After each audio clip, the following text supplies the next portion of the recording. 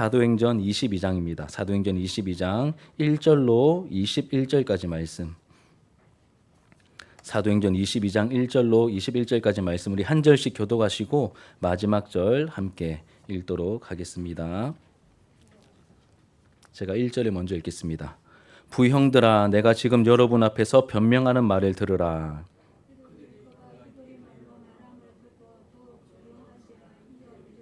나는 유대인으로 길리기아 다소에서 났고 이 성에서 자라 가말리알의 문화에서 우리 조상들의 율법에 엄격한 교훈을 받았고 오늘 너희 모든 사람처럼 하나님께 대하여 열심히 있는 자라.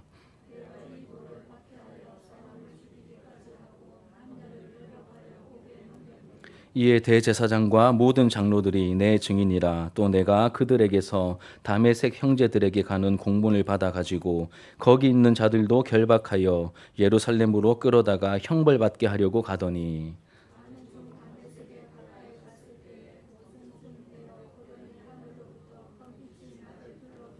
내가 땅에 엎드러져 들으니 소리 있어 이르되 사울아 사울아 내가 왜 나를 핍박하느냐 하시거늘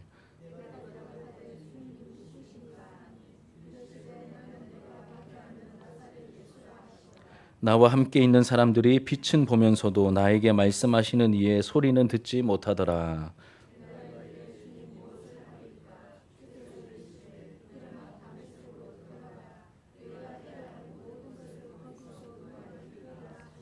나는 그 빛의 광채로 말미암아 볼 수 없게 되었으므로 나와 함께 있는 사람들의 손에 끌려 다메섹에 들어갔노라.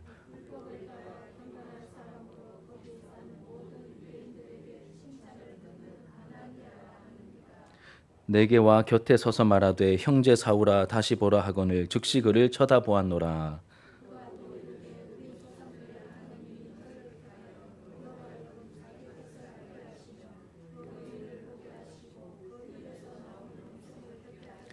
내가 그를 위하여 모든 사람 앞에서 내가 보고 들은 것에 증인이 되리라.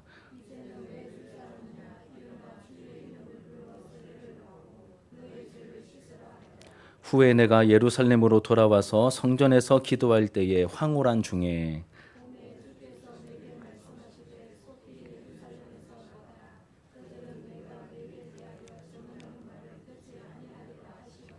내가 말하기를 주님 내가 주를 믿는 사람들을 가두고 또 각 회당에서 때리고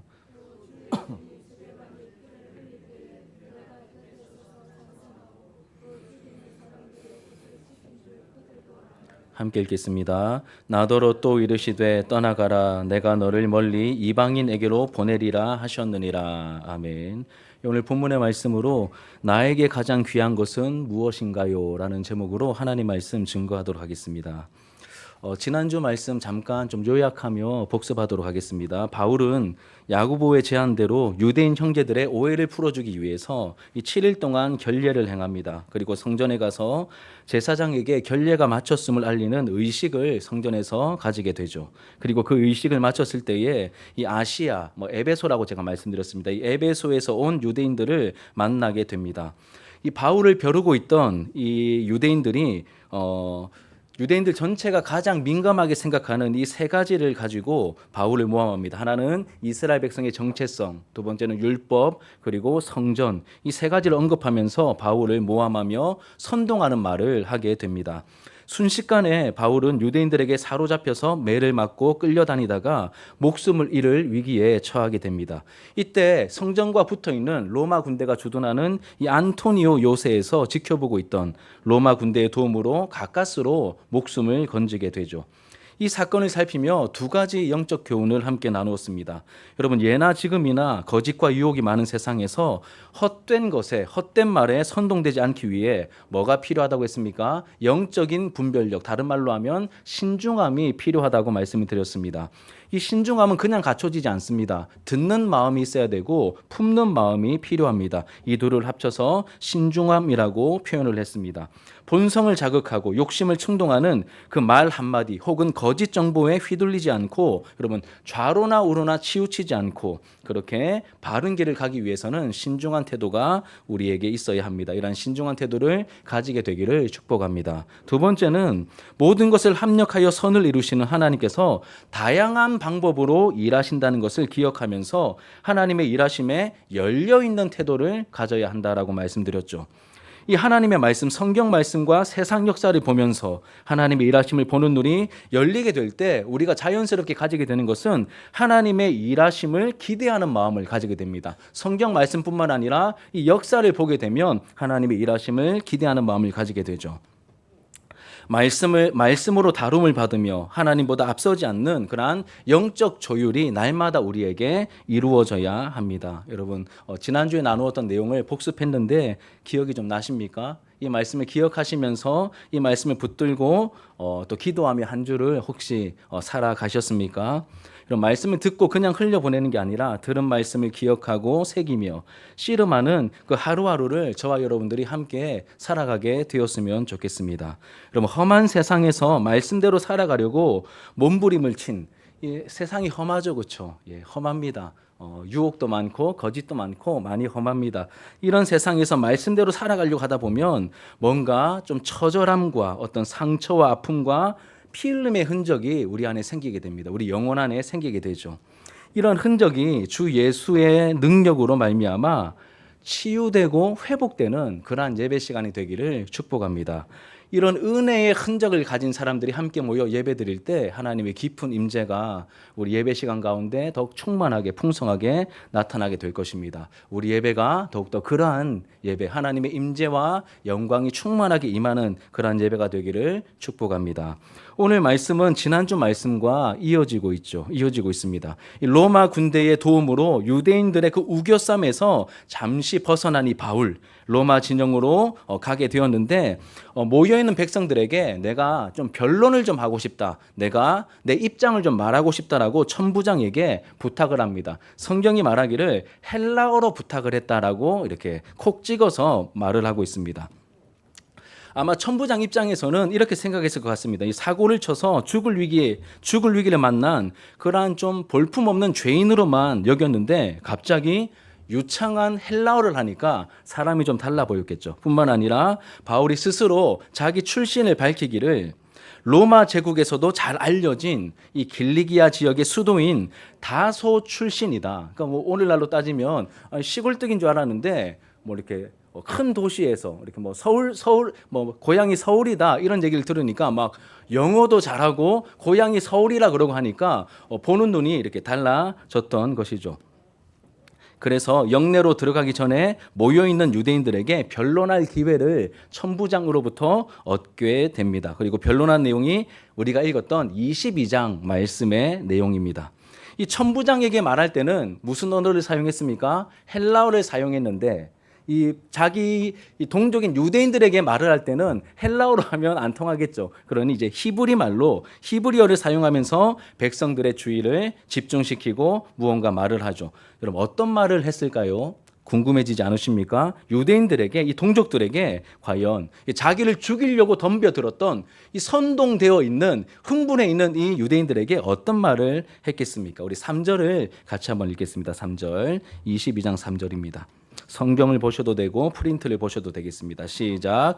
나는 유대인으로 길리기아 다소에서 났고 이 성에서 자라 가말리엘의 문화에서 우리 조상들의 율법에 엄한 교훈을 받았고 오늘 너희 모든 사람처럼 하나님께 대하여 열심히 있는 자라. 바울에 대한 이 거짓된 선동을 조목조목 반박하는 무엇이죠? 자기소개입니다. 자기소개죠. 나는 유대인이다. 유대인의 정체성을 함부로 여기는 사람이라고 모함했는데 나는 유대인이라고 먼저 밝히고 있습니다. 비록 디아스포라 유대인으로 본토 출신은 아니지만 길리기아 다소에서 태어났다. 하지만 여기 예루살렘 성에서 내가 자랐다. 대부분의 시간을 여기서 보냈다. 그리고 가말리엘 문화에서 가장 빡센 이 율법 교육을 내가 직접 모두 다 수료해서 받았다. 그리고 하나님을 무시하는 사람이 아니라 너희들 이상으로 이 율법에 열심히 있는 정통 유대인이다. 나는 유대인 중에 유대인이다. 지금 이 말을 하고 있는 것이죠.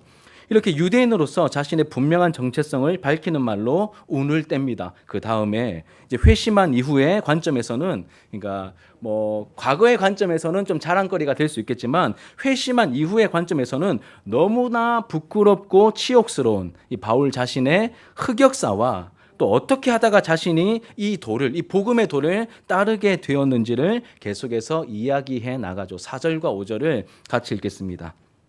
4절과 5절 시작. 내가 이 돌을 박해하여 사람을 죽이기까지 하고 남녀를 결박하여 옥에 넘겼노니 이에 대제사장과 모든 장로들이 내 증인이라. 또 내가 그들에게서 다메섹 형제들에게 가는 공문을 받아 가지고 거기 있는 자들도 결박하여 예루살렘으로 끌어다가 형벌받게 하려고 가더니. 아멘. 여러분, 바울은 자신의 부끄러운 흑역사를 이야기하고 있습니다. 왜 자신의, 여러분들의 부끄러운 과거를 사람들 많이 모여 있는데 여러분 말하고 싶으십니까? 그럴 일이 없겠죠, 그렇죠? 뭐 친한 사람에게도 나의 부끄러운 과거를 말하는 것은 사실 좀 꺼려지는 일인데, 많은 무리들, 자기를 막 삼키려고 덤벼드는 이 많은 사람들 앞에서 자신의 부끄러운 흑역사를 이야기했습니다. 왜 이야기한 걸까요? 이유가 있겠죠. 이 듣는 사람들에게 바울의 이야기가 들리게 하려고 자신의 부끄러움을 이야기한 것입니다. 다른 게 아니라 자신의 이야기가 듣는 이들에게 들리게 하려고 이렇게 부끄러움을 이야기한 것이죠. 이렇게 자신의 어떤 게 숨겨진 부끄러움들을 솔직하게 오픈할 때 듣는 사람들의 귀가 열리고 마음이 열리게 됩니다. 쉽게 말하면 들을 마음이 생기게 된다는 것이죠. 저도 가끔씩 이렇게 뭐 다른 교회나 외부 집회에 설교를 하러 갈 때가 있습니다. 주로 뭐 청년들이나 청소년들을 상대하는데, 이 청소년들 상대할 때 여러분, 아이들이 여러분들처럼 말씀에 귀 기울이지 않습니다. 예. 되게 이렇게 막 산만하고 막 핸드폰 보고 있고 막 이렇게 산만한 아이들에게 이 주의를 환기시키고 제가 해주고 싶은 말을, 이렇게 하나님의 말씀 준비한 것을 보게 됩니다. 이렇게 들리게 만들려고 부끄러운 흑역사를 이야기하는 것이죠. 바울도 마찬가지였을 것입니다. 그럼 과거의 바울은 예수 믿는 사람들을 너무너무 싫어했습니다. 지금이야 주님께 붙들림 바 되어 쓰임받는 이방인의 사도가 되었지만, 과거의 바울은 여러분 너무너무 교회를 싫어하고 너무너무 예수를 싫어하고 너무너무 예수 믿는 사람들을 싫어했습니다. 그래서 얼마나 싫어했냐면, 이 예루살렘 이 지역에 있는 사람들뿐만 아니라 저 이렇게 외국에 있는 외국에까지 다메섹에 원정 핍박을 떠날 정도로 이 바울은 예수 믿는 사람을 너무너무 싫어했죠. 그리고 다메섹으로 원정 핍박을 떠납니다. 거의 다 도착할 즈음에 여러분 다 아시는 것처럼 거의 오정쯤, 이제 낮 12시가 다 되어 갈 때 여러분 이 중동의 태양빛이 얼마나 뜨거울까요? 얼마나 뜨겁겠습니까? 그 내리쬐는 그 장렬하는 태양빛보다 더 뜨거운, 더 강렬한 하늘로부터 임하는 큰 빛이 바울을 둘러 비치게 됩니다. 바울은 그 빛을 감당할 수 없어서 땅에 엎드러졌다라고 그의 입으로 말하고 있죠. 이 태양빛보다, 이 정오의 태양보다, 그것도 중동의 정오의 태양보다 더 크고 찬란한 놀라운 광채가 바울에게 비추이게 된 것입니다. 바울은 엎드러진 채로 이렇게 말씀하시는 소리를 듣게 되죠. 사울아 사울아 네가 어찌하여 나를 박해하느냐. 왜 나를 괴롭히냐 바울아, 사울아 라고 하는 그 음성을 듣게 됩니다. 바울이 깜짝 놀라죠. 왜냐하면 이 놀라운 빛과 음성으로 말씀하시는 걸 보면 여러분 이 존재는 어떤 존재일까요? 아직 정체는 잘 모르겠지만 신적인 존재죠.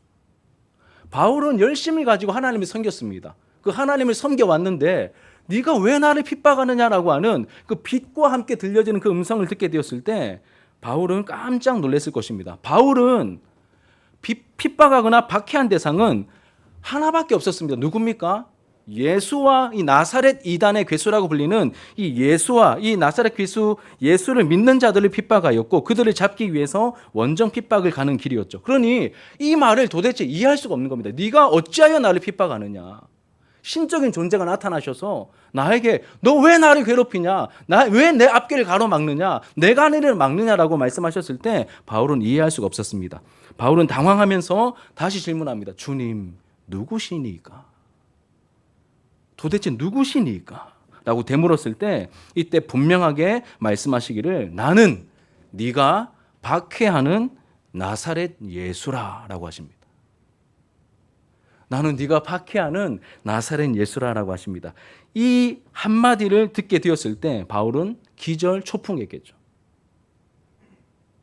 이 예수는 가짜고, 이 예수는 이단이고, 그 이단의 괴수고, 이 말도 안 되는 신성 모독자로만 생각하면서 그 예수 따르는 이들을 잡아 죽이는 것이 자기 인생의 목적이요, 하나님의 가장 잘 섬기는 방법이라고 철석같이 믿고 그렇게 행동하고 있었는데,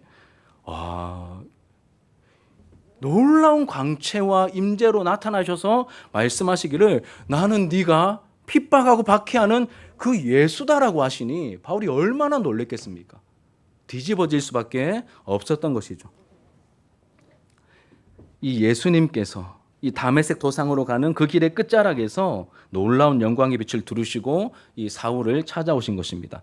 이를 통하여 증명이 되었습니다. 예수는 진짜였습니다. 예수는 진짜였고 그분은 부활하셨고 그분의 죽으심은 본인의 죄 때문에 죽은 죽음이 아니라 우리의 죄를 대속하여 저주를 받으신 대속의 죽으심임이 다 드러나게 된 것이죠.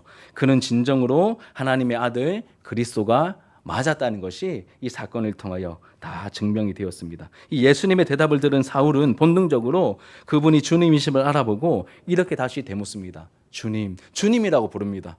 원래 하나님께만 사용하는 표현이지 않습니까? 여러분 알듯이 퀴리오스 이래서 하나님께만 사용하는 표현인데 주님 무엇을 하리까?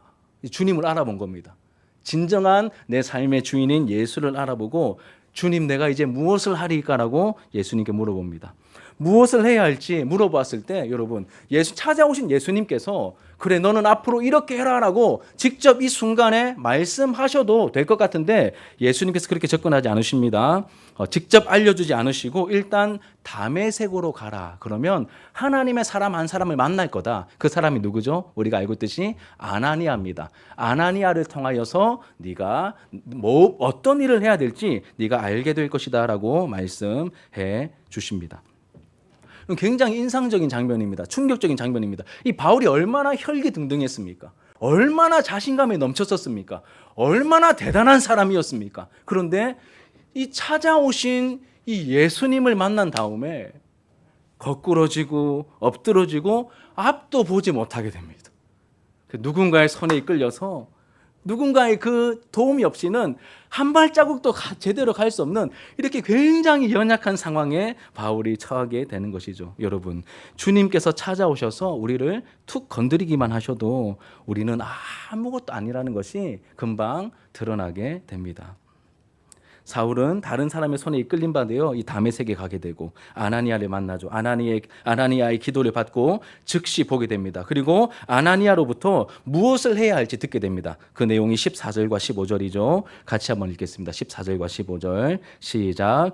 그가 또 이르되 우리 조상들의 하나님이 너를 택하여 너로 하여금 자기 뜻을 알게 하시며 그 의인을 보게 하시고 그 입에서 나오는 음성을 듣게 하셨으니 내가 그를 위하여 모든 사람 앞에서 내가 보고 들은 것에 증인이 되리라. 아멘. 제가 다시 한번 읽어드릴게요. 그가 또 이르되 우리 조상들의 하나님이 너를 택하여 너로 하여금 자기 뜻을 알게 하시며 그 의인을 누굴까요? 예수님을 말하는 것이죠. 그 의인을 보게 하시고 그 입에서 나오는 음성을 듣게 하셨으니 예수님을 만났다는 것입니다. 만나 주셨다는 것이죠.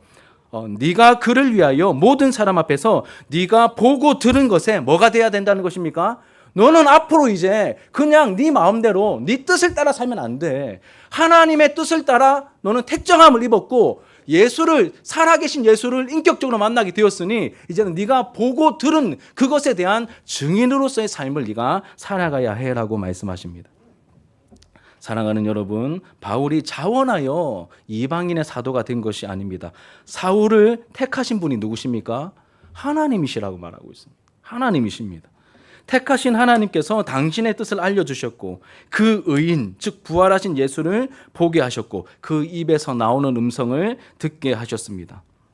이제는 주를 위하여 모든 사람 앞에서 보고 들은 것에 대한 증인이 되게 하시려고 바울을 직접 찾아와 바울을 만나 주신 것이죠. 바울은 다메섹 사건 이후로 부활하신 예수의 증인이 되는 삶을 살아야 하는 사명을 받게 된 것입니다. 이렇게 무엇을 해야 할지 듣게 된 사울은 예수 이름으로 세례를 받습니다. 당연한 것이죠. 예수 이름으로 세례를 받고 음식을 먹고 힘을 내어서 이 열정적인 스타일의 바울이 가만히 있지 못합니다. 이 다메섹에 들어왔으니까 여러 회당을 돌아다니면서 예수를 증거합니다. 즉시로 예수를 증거합니다. 그러한 급작스러운 바울의 변화로 유대인들이 이렇게 당황합니다. 그리고 바울을 미워하기 시작하고 이제 바울을 죽이려고 하죠. 그래서 이 다메섹을 떠나 예루살렘으로 잠시 돌아갑니다. 그리고 성전에서 예루살렘에 돌아와서 성전에서 기도할 때에 환상 중에 주님께서 바울에게 말씀하십니다. 바울에게 말씀하시기를 네가 증언하는 말을 이곳에 있는 사람들이 듣지 않을 거니 예루살렘 사람들이 유대인들이 듣지 않을 것이니 예루살렘을 떠나라고 하시죠. 예루살렘을 떠나라고 하십니다. 여러분 바울은 자신이 겪었던 이 모든 일들을 유대인들에게 말하면 믿을 거라고 생각을 했던 것 같습니다.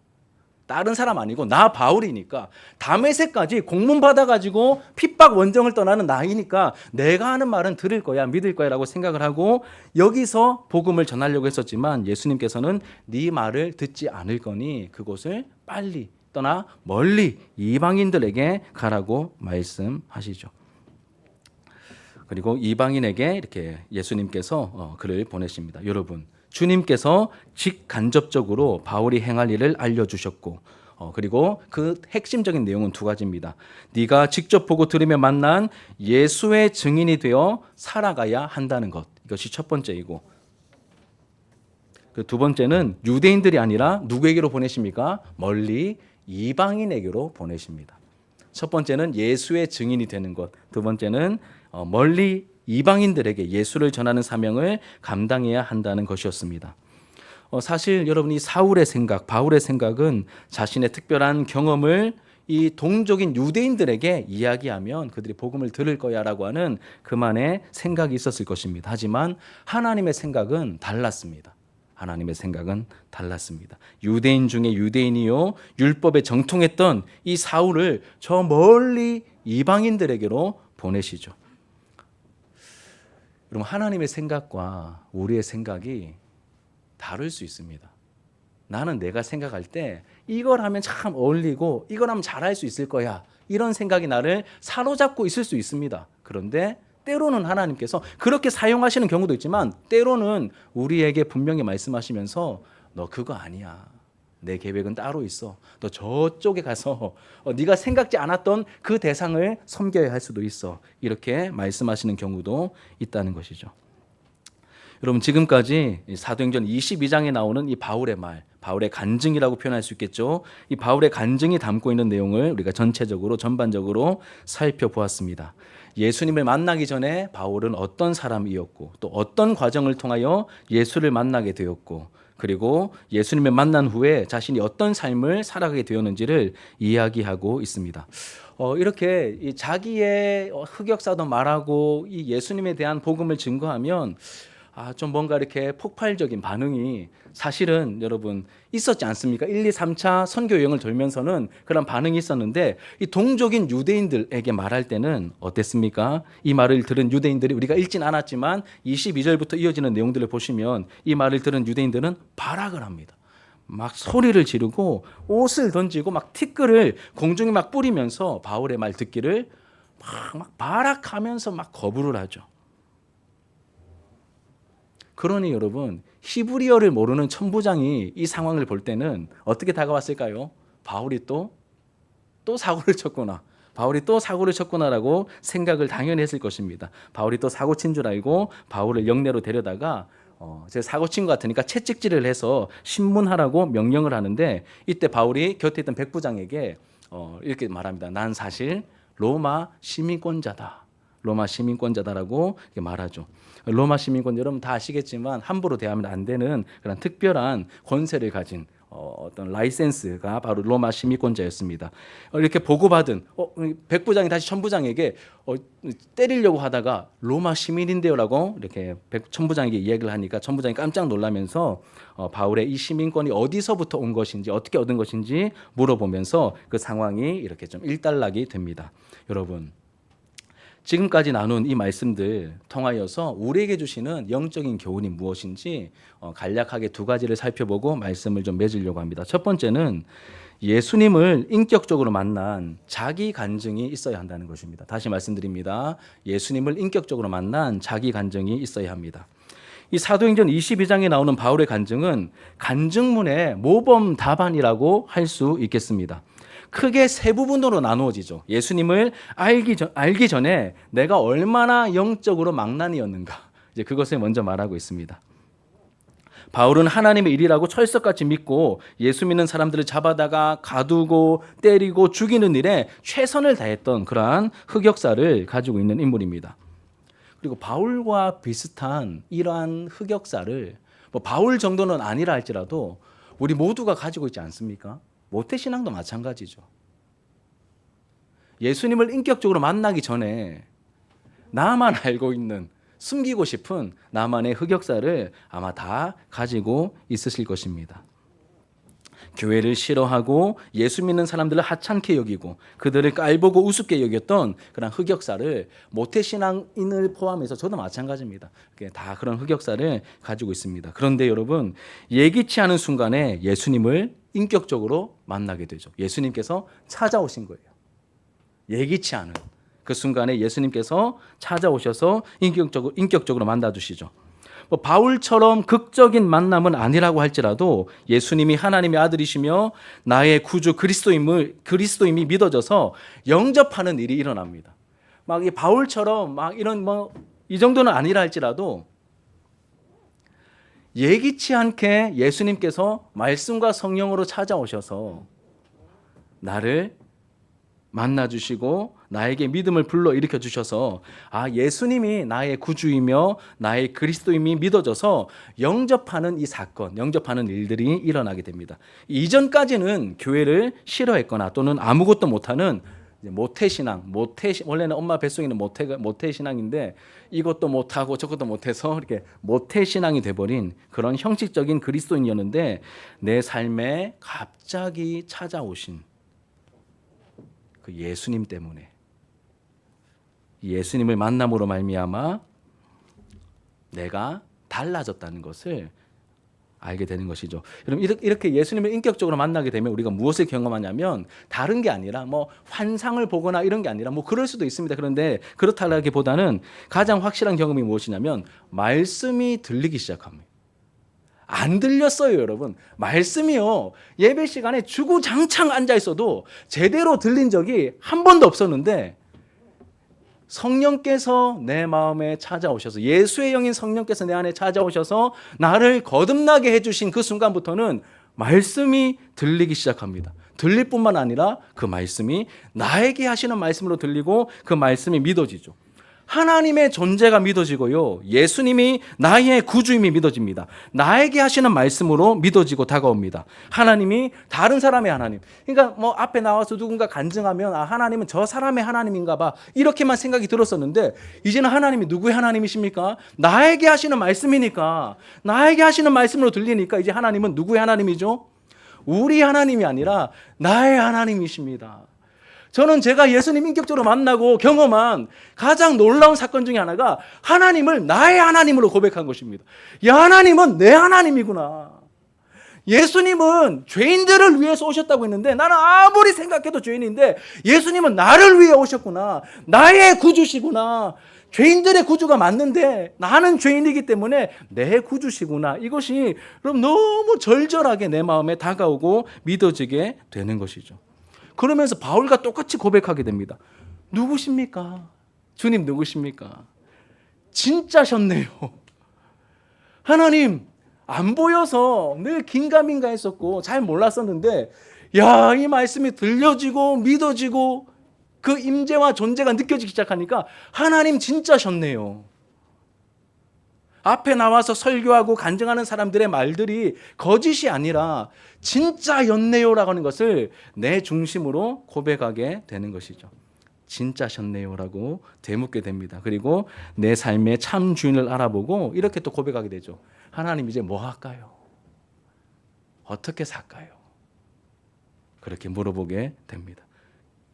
이게 자연스러운 과정입니다.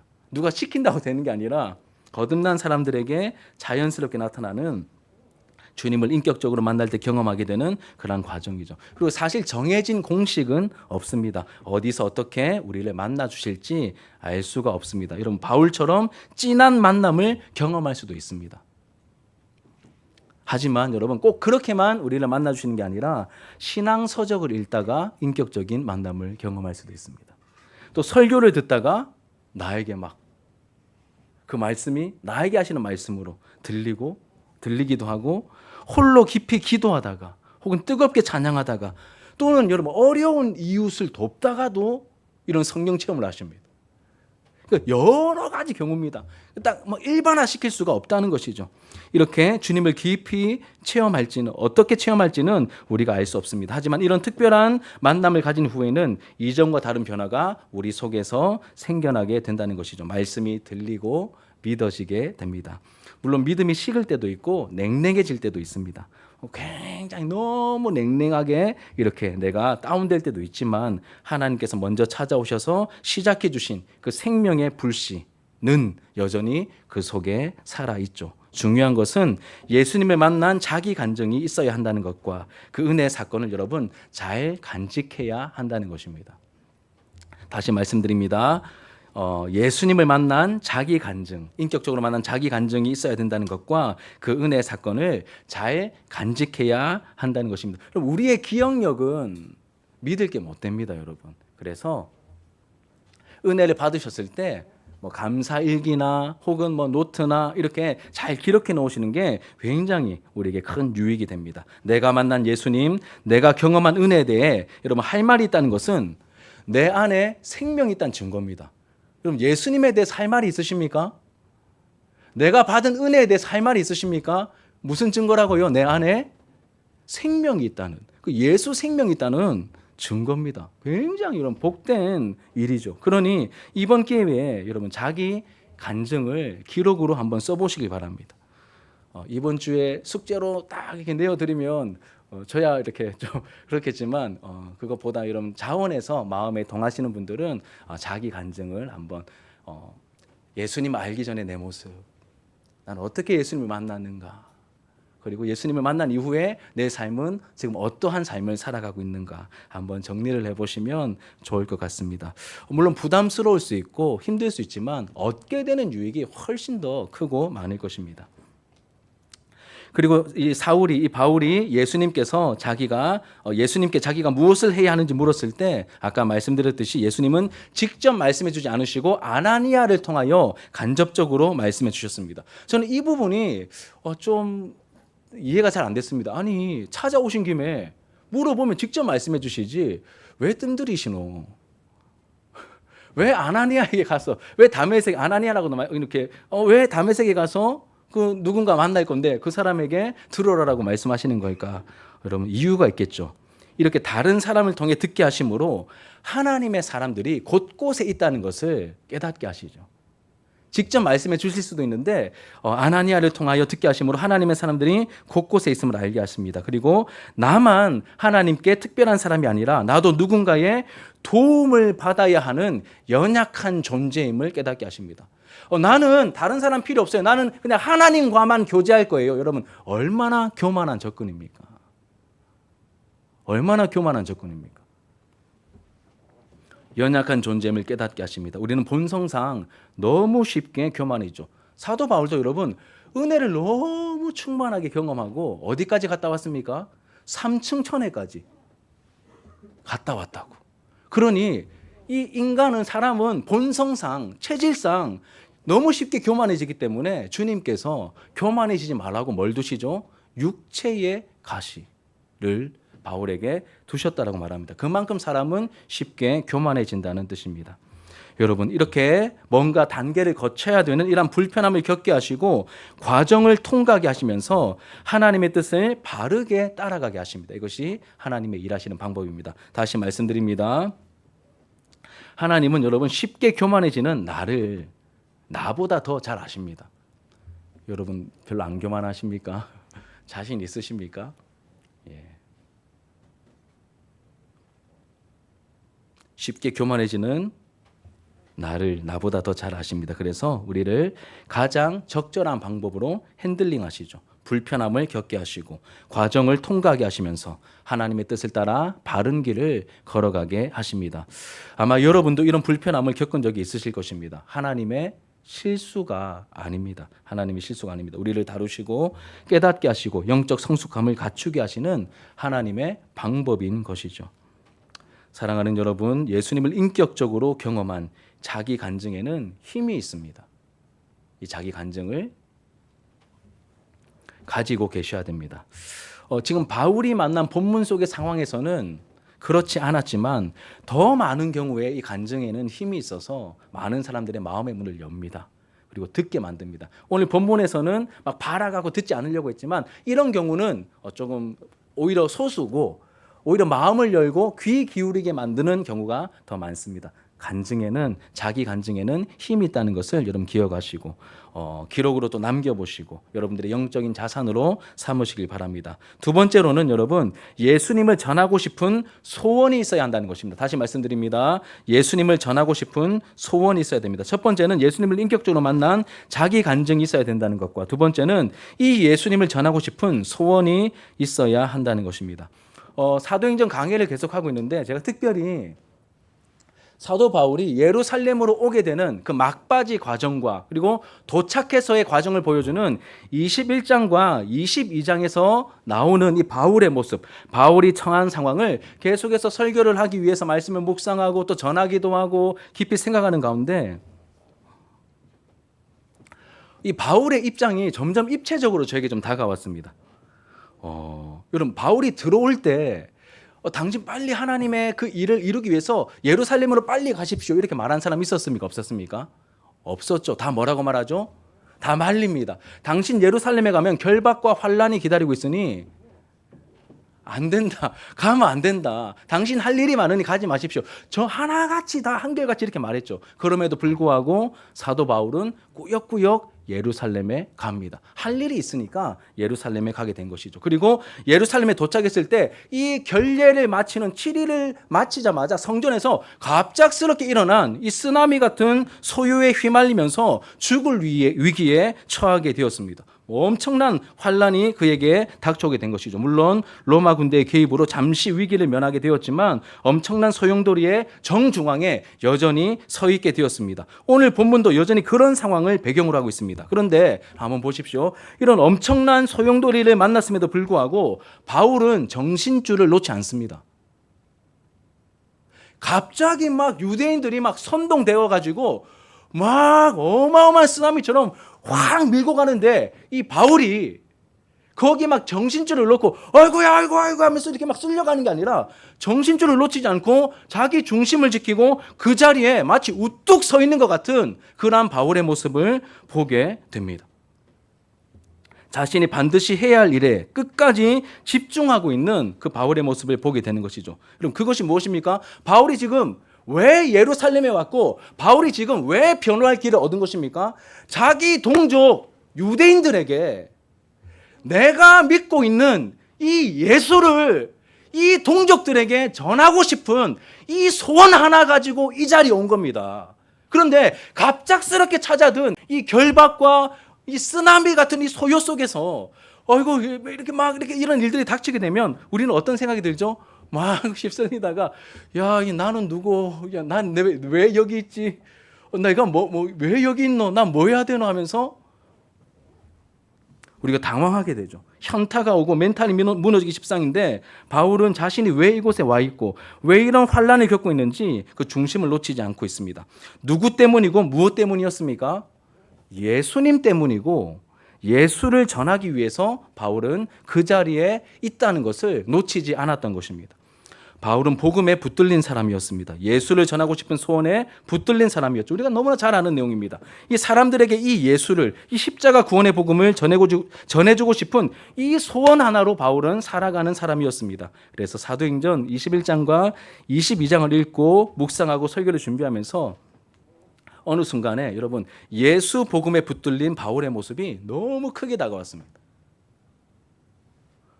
와, 여러분 진짜 바울에게는 아무것도 없습니다. 모든 게 다 배설물이고요. 그 중심에는 오직 예수만 있는 거예요. 이 죄인들의 유일한 소망 되시며 이 인류를 구원할 이 예수 복음을 자기 동족 유대인들도 반드시 들어야 되는데, 그 이유 하나 가지고 그 사지 같은 예루살렘에 꾸역꾸역 들어온 것이고, 거기서 엄청난 결박과 환난을 만나게 되었을 때도 자기가 해야 될 그 하나의 사명을 잊지 않고 중심을 잡고 그 예수를 그 소요 속에서도 천부장에게 헬라어로 말하면서 기회를 얻어가지고 자기가 만난 그 예수를 이야기해주고 있는 것입니다. 저는 여러분 너무 깜짝 놀랐습니다. 바울 안에는 여러분 다른 게 전혀 없어 보입니다. 그냥 예수만 가득할 뿐입니다. 이 예수 전하는 일에 모든 걸 다 던지고 있습니다. 시간이요, 생명이요, 그 무엇도 아까워하지 않고 이 예수를 전하기 위해서. 여러분, 예수님은 생명이시죠. 죄인들의 구원자이십니다. 세상의 소망이시요, 모든 이들에게 꼭 필요한 분이십니다. 예수 없으면 다 망하는 겁니다. 예수 없이는 소망이 없습니다. 예수 없이는 생명이 없습니다. 근데 여러분, 저도 설교자로서 이런 말들을 많이 했는데, 이 말씀을 이제 준비하고 묵상하면서 이 22장을 묵상하는데 이 전체 사건들이 쭉 떠오르고 정리가 되면서, 이 바울은 그냥 제 앞에서는 자기 간증이라고 했는데 그냥 예수로 완전 더딥혀져 있고 예수로 새로워진 사람이었고, 이 예수가 참으로 생명이요, 소망이요, 모든 것 되심을 알았기 때문에 이 예수를 너무 전해주고 싶은 거예요. 누구에게요? 자기 동족들에게. 그래서 이 어마어마한 상황 속에서도 이 예수를 전해주기 위해서 정신을 바짝 차리고 마지막 사명이라고 생각하고 그 사명을 감당하고 있는 이 바울의 모습이 여러분 보이십니까? 너무 부끄럽습니다. 이 하나를 가지고 살아가는 이 바울로 말미암아 온 세상에 이 복음과 이 생명의 복음이 전파되는 그 기초를 놓았던 이 사도 바울이 너무 감사하게 느껴졌고, 거기에 비하면 너무 이 세상 것들로 많이 들어차 있는 나의 모습이 또 너무나 초라하고 부끄럽게 다가왔고. 여러분, 말씀을 맺겠습니다. 사랑하는 여러분, 이렇게 여러분들 안에는 뭐가 있으십니까?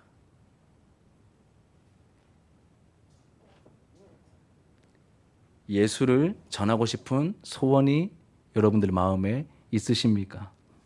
예수를 알려주고 싶고 가장 소중한 예수를 다른 사람에게 쥐어주고 싶은 그러한 소원이 저와 여러분들 안에 있기를 주님의 이름으로 축복하며 부탁합니다. 이 복음을 전하고 흘려보내는 일에 우리가 가진 시간과 자원과 돈과 물질과 에너지와 젊음과 생명조차도 아끼지 않고 전폭적으로 사용할 수 있는 우리 교회가 되기를 축복합니다. 여러분, 이거면 충분합니다. 예수 귀한 줄 알고 예수를 전하고 싶어하는 교회, 주님께서 찾으시고 기뻐하시는 교회일 것입니다. 그런 교회와 함께 하실 것입니다. 그러한 우리 교회가 더욱더 되어가기를 주님의 이름으로 축복합니다. 우리 함께 기도하는 마음으로 찬양합시다.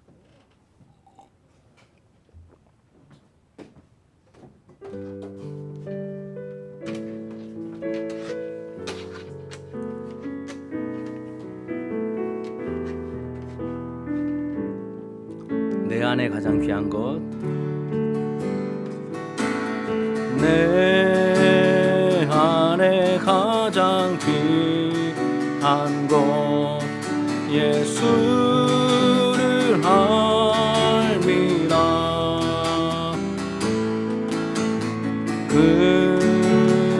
금은보다 더 귀한 것 예수를 알미라.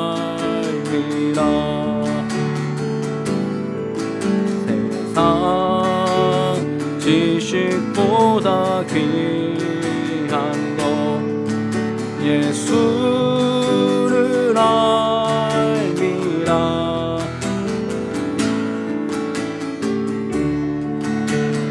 안에 가장 귀한 것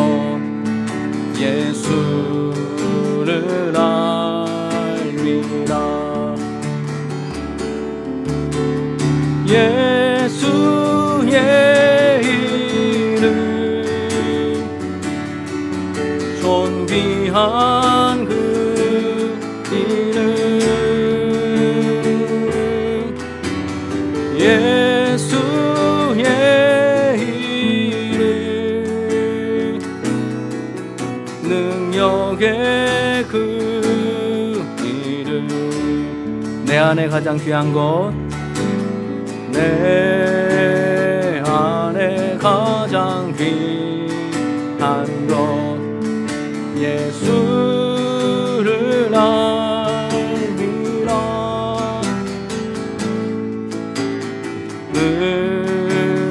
은보다 더 귀한 것 예수를 알미라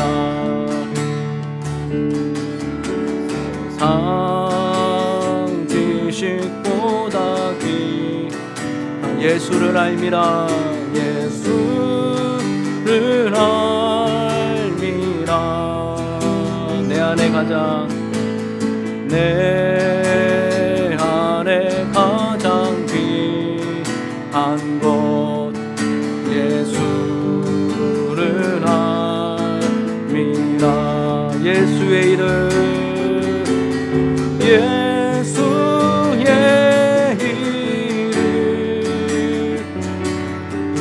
존귀한 그 이름 예수의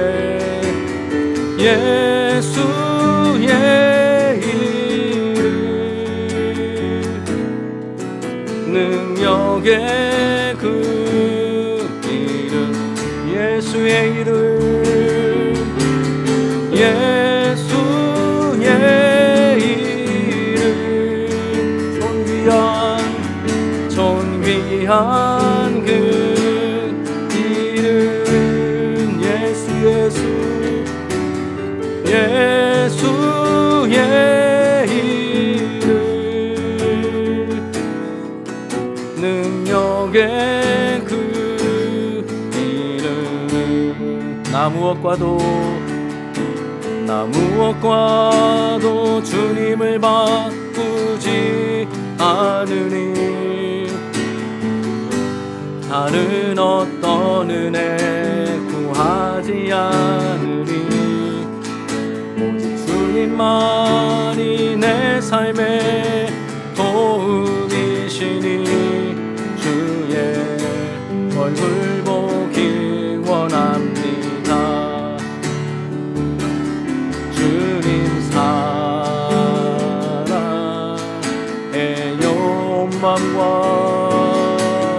온망과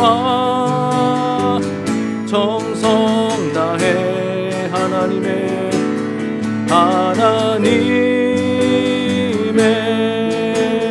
신실한 친구 되기 원 한 번 더 나 무엇과도 주님을 바꾸지 않으니 다른 어떤 은혜 구하지 오직 주님만이 내 삶의 도움이시니 주의 얼굴 보기 원합니다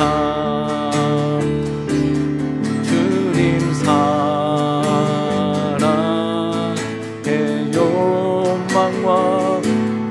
원망과 정성 다해 하나님의 신실한 친구 되기 원하 우리 마지막으로 주님 사랑해요 주님 사랑해요 온망과 정성 다해